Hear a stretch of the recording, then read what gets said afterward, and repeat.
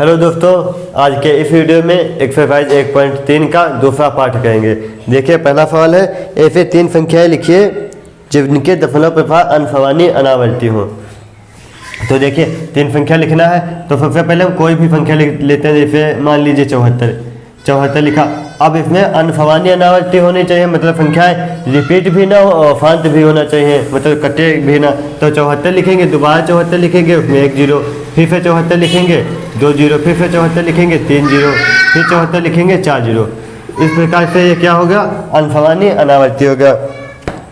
हाँ, 3 लिखना है तो 0.74 740 7,40,000 इस प्रकार से। देखिए, कोई भी संख्या रिपीट नहीं हो रही है और यह अशांत भी इसी प्रकार से अनंत तक बढ़ती चली जाएगी। यह संख्या क्या है, अनसमानी अनावर्ती और आगे घटती चली जाएगी। या एक संख्या को दूसरी लिखना है, 75 लिख लेंगे। इसकी जगह पर कोई भी संख्या 11 12 13 जो मन में आए वो लिख सकते हैं। अब 75 लिखेंगे, 75 में 1 0, 75 में 2 0, 75 में 3 0। ये संख्या अनसमानी अनावर्ती दूसरी होगी। तीसरी लिखना है, 76 ले लीजिए, 76 1 76। इस प्रकार से ये संख्या अनसमानी अनावर्ती है। दोस्तों, आपको समझ में आ गया होगा। अब देखते हैं दूसरा सवाल। वो कहा गया है कि परिमेय संख्या 5/7 और 9/11 के बीच 3 अलग अलग अपरिमेय संख्याएं लिखिए। देखिए, 5/7 और 9/11, 5/7 और 9/11 के बीच की 3 अपरिमेय संख्या निकालना। अच्छा, परिमेय संख्या होता तो सबसे पहले इसके हर बराबर करेंगे। 3 निकालना तो 3 से 1 ज़्यादा मतलब 4 से ऊपर नीचे से गुणा करके निकाल सकते हैं। लेकिन कहा गया, जैसे इसमें कहा गया अपरिमेय संख्या निकालना है तो सबसे पहले हमें इसमें क्या करना है, जो 5/7 है यह परिमेय संख्या, इसको हम दशमलव रूप में लिखेंगे। तो 5/7 का दशमलव रूप 0.0, 7 चौक 28, 7 49, 1 0, 7 1 7, 3 0, 7 3 21, 7 चौक 28 2। और इसी प्रकार से मान लेते हैं कि इसका दशमलव प्रसार है 0.714, मतलब अशांत है। और इसका 9/11 का दशमलव प्रसार करेंगे 0.0 11 88, 2 0 11 11, 9 बचा, फिर से 0, फिर 11 88, फिर 2 0, फिर 11 करेंगे। मतलब कितना है इसमें, तो 81 बार आ रहा है तो लिख लेते हैं 81 बार, या छोड़ देते हैं केवल 81 लिखेंगे। तो 9/11 का दशमलव प्रसार है 0.81। दो संख्या निकल के आ गई। देखिए, 5/7 परिमेय संख्या थी और 9/11 भी परिमेय संख्या है। इनके बीच अपरिमेय संख्या निकालना है।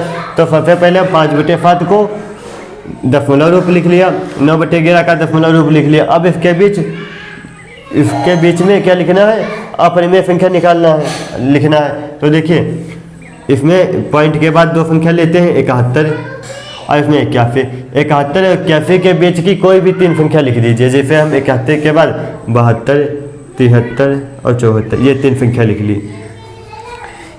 मतलब इसके बीच 3 ही कही गई तो कोई भी, ये 71 और 81 के बीच की कोई भी 3 संख्या लिख सकते हैं। 71 72 73 74 लिख लिया, 0.71 0.72 0.72 73 74। अब अपरिमेय बनाना है तो लिखेंगे 72, फिर 1 0, फिर 72, फिर 2 0, फिर 72, फिर 3 0। इस प्रकार से यह अपरिमेय संख्या हो गई। इसी प्रकार से इसमें भी करना है, 73 1 0, 73 2 0, 73 3 0। मतलब यह अपरिमेय संख्या हो गई। अपरिमेय संख्या किसे कहते हैं, जो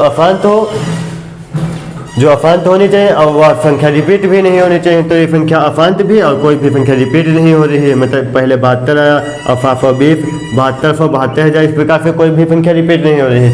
यदि होता 72 फिर 72 फिर 72 फिर 72 बार आ रहा है तो यह संख्या परिमेय कहलाती है, क्योंकि बार वही संख्या रिपीट हो रही है। इसमें कोई भी संख्या रिपीट नहीं हो रही है तो इसका मतलब यह अपरिमेय है। इस प्रकार से 74 का अपरिमेय बनेंगे तो 74 1 0 2 0 3 0। तो 5/7 और 9/11 की ये 3 अपरिमेय संख्याएं हो गई। अब देखते हैं दूसरी संख्याएं। अगला क्वेश्चन है, कहा गया है बताइए कि निम्नलिखित संख्याओं में कौन सी संख्याएं परिमेय और कौन कौन सी संख्या अपरिमेय। अब देखिए परिमेय और अपरिमेय छांटना है। देखिए अगला क्वेश्चन है परिमेय और अपरिमेय संख्या छांटना है। पहला क्वेश्चन है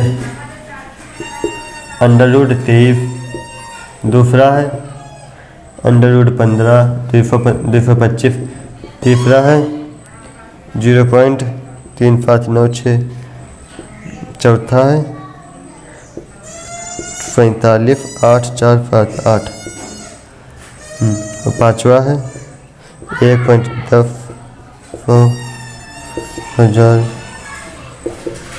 इस प्रकार से। इसमें से कौन सी संख्या परिमेय है, कौन सी संख्या अपरिमेय। आपको याद होगा कि परिमेय संख्या कौन सी होती है। परिमेय संख्या सबसे पहले वह P/Q के रूप में होनी चाहिए। यदि P/Q के रूप में नहीं है तो यदि दशमलव रूप में लिखी गई है तो उसका दशमलव प्रसार शांत होना चाहिए। यदि दशमलव प्रसार शांत नहीं है तो उसका मतलब रिपीट संख्या होनी चाहिए। तो सबसे पहले देखते हैं किसका दशमलव प्रसार शांत है। देखिए ये तो अंडर वाली, ये अंडर वाली, इसमें यह दशमलव प्रसार शांत है क्योंकि इसके बाद डॉट डॉट नहीं लगा है, तो यह कैसी संख्या हो जाएगी, परिमेय। फिर इसमें देखते हैं, इसमें तो दशमलव प्रसार अशांत मतलब अशांत है क्योंकि आगे डॉट डॉट मतलब बिंदु लगी है, बिंदी लगी है, डॉट डॉट लगा है, तो इसका मतलब है यह अशांत है।